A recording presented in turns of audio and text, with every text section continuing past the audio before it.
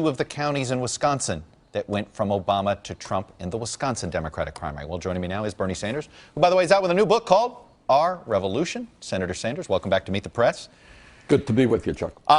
Just those county stats alone in Wisconsin and Michigan. The fact of the matter is they're clearly, and I ran into them, there were clearly people that were supporters of you. You were, for some Trump supporters, the second choice. And for some of your supporters, Clinton was not the second choice, and they chose to stay home. Do you think you would have had a better chance of carrying Michigan and Wisconsin if you'd been the Democratic nominee? Chuck, I don't know that it does a whole lot of good to look backwards. We've got to look forward. We've got to hear what those workers were saying just a few moments ago. And what they were saying is they're sick and tired of seeing their standard of living go down.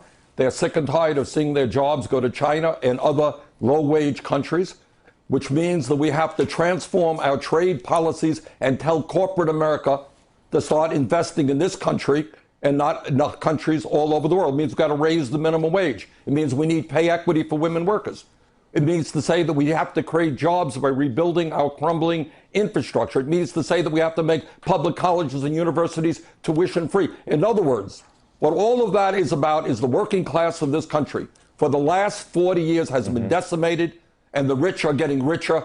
People are tired of it. They want real change. And I'm going to do everything that I can as part of the new leadership of the Democratic Party to bring about that change. You know, one of the things that you always hear about is job retraining for folks that are displaced by trade agreements. But I want to play you a quote from the COO of Wyco Metal Products. They're basically an auto parts manufacturer.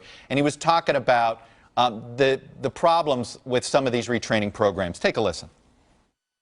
If you've been out on this floor doing skilled or semi-skilled work and you're 40 years old, you don't want to go do a computer-based job. You want to make things. Essentially, the job retraining programs and some of these younger VOTEC programs, almost too computer-based. He was complaining of a lack of skilled labor, but physical skilled labor. Well, I think we've got to move forward on all fronts. I think we have to do, not everybody wants to go to college, and that's fine. God knows there are enormous amounts of work out there that don't require a college degree. We've got to give people the training to do that, which is why we have to rebuild our inner cities. We have to rebuild our infrastructure. There's a desperate need for affordable housing in this country. We can put millions of people to work rebuilding this country and so many parts of America, and that is what we have to do. On the other hand, in a highly competitive global economy, we do need the best educated workforce in the world. And that means we have to make public colleges and universities tuition free. And Mr. Trump, by the way, and his billionaire friends are going to have to start paying their fair share of taxes. You know, Senator Sanders, the Progressive Movement, Democratic Party, is having a debate about whether to work with Donald Trump when there is agreement. I want to read for you something that Eric Sasson of the New Republic had to say about this debate. To so many Democrats, any mention of finding common ground with Trump is a step towards accomplishing the exact thing we fear most, normalization.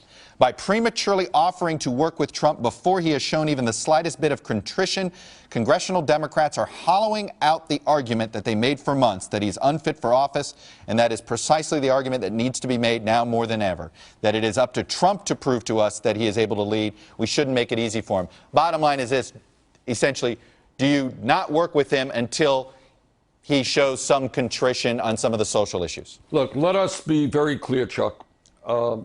When Donald Trump helped lead the birther movement, that was nothing less than a racist effort to undermine the legitimacy of the first African-American president we have ever had. That was racist. That was disgraceful. The African-American community and all of us deserve an apology. When he talks about Latinos or Mexicans as criminals and rapists, that is outrageous. When he says that one of the largest religions in the world, Islam, people who are Muslims cannot visit the United States or enter the United States, that is an outrage. On those issues, let me be very clear, speaking only for myself, there is no compromise. We have come too far as a country to try to move forward in a non-discriminatory way, to go backwards and see us divided up by racism or xenophobia. On the other hand, issues like raising the minimum wage. You know, Donald Trump has talked about he is not going to cut Social Security, Medicare, and Medicaid. He is going to work to reestablish a Glass-Steagall legislation. He wants to rebuild the infrastructure. Those are issues that some of us have been working on for years. And if he wants to work with us on those issues, I accept that. So you don't accept the premise that you shouldn't work with him under any circumstance? Right. But I do think the point of that article is right. He has said outrageous things, and he needs to apologize to the American people. But there are people all over this country who are really frightened. But what The other thing, Chuck, is climate change.